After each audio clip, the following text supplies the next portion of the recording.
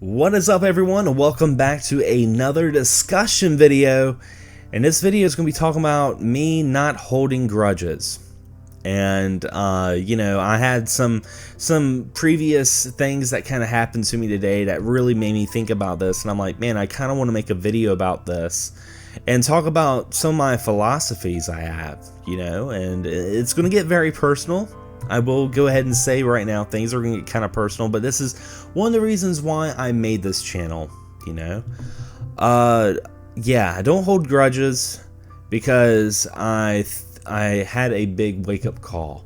I had a huge wake-up call in my early 20s, and I feel like life is way too short to be fighting over just little bullshit, petty bullshit. There's a big difference when you're trying to be a positive person. There's a big difference between being a nice guy or a nice person and being a pushover.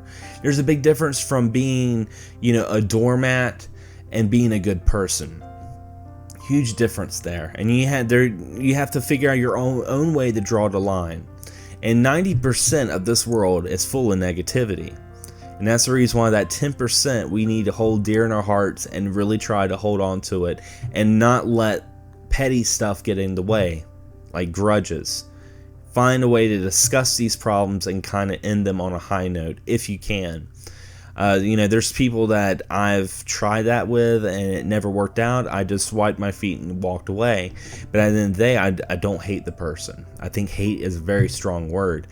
And the reason why I had this philosophy is because in my early 20s, I got with this girl and we were high school friends, and things got kind of serious. So serious that I actually proposed to her and she became my fiance. And we were really happy. And later on, she ended up getting pregnant. And we were scared, but we were very happy. And with that being said, I wanted to do like any other person would do and tell my dad.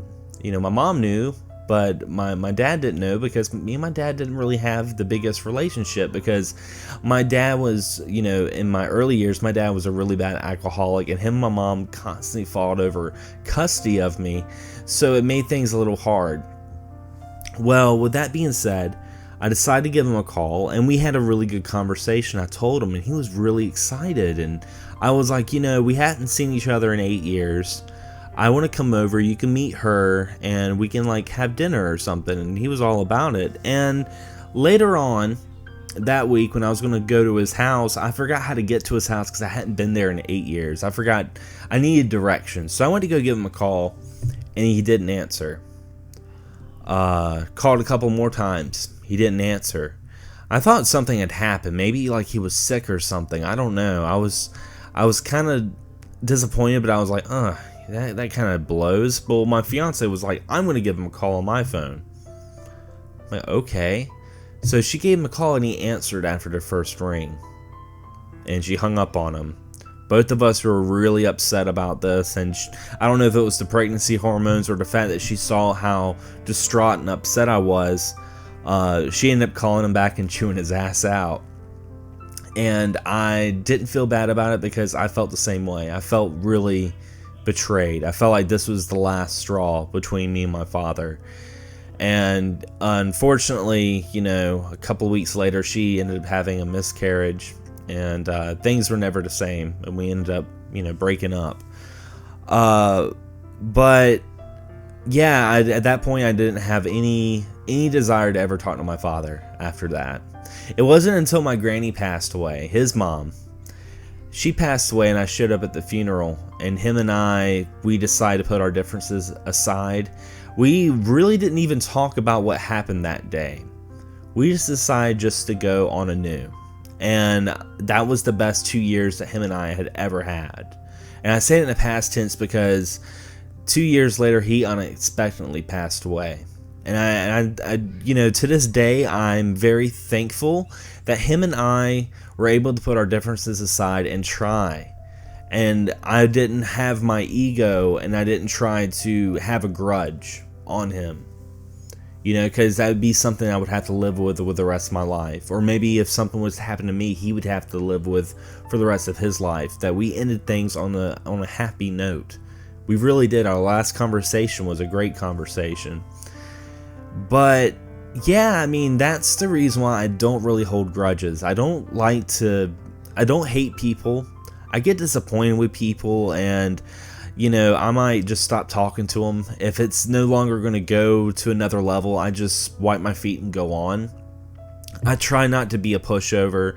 I try not to be a doormat, and it's a really hard thing to do when you're trying to be a positive person in a world that's full of negativity. And we hear it a lot, even on YouTube. We always talk about, oh, there's YouTube drama. We need to stop YouTube drama. We need to start discussing with each other more. We need to start communicating with each other more. Not just YouTube, but just using YouTube as an example. Instead of talking to each other to collaborate on videos or push each other in a professional level, actually talk to each other. Discuss things. Step over that boundary. Step over that, clique, which is perfectly natural. We've been doing this since the beginning of time. We've had tribes. We've always had groups. But it's better to kind of extend that group and extend that hand on the other side and to learn more about each other. And you can't do that if you hold grudges. You can't do that if you have an ego, if you always think that you're right and they're wrong. It can never work out that way. So it's best to, try your damnedest to be a positive person, and it's not easy.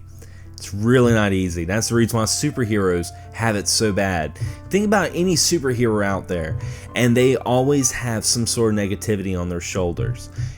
Spider-Man, with the responsibilities of being the superhero, at the same time having the responsibilities of growing up. Or Batman with his moral code. How many times has he wanted to kill the Joker, but he didn't because he was above that? So we got to kind of look at each other, and we got to kind of find a middle ground, and I think that would be the most peaceful way that people can, coexist with each other, is the meeting that middle ground. And it's not easy. It's really not easy, but sometimes you need to not always act like you're in the right, but just listen.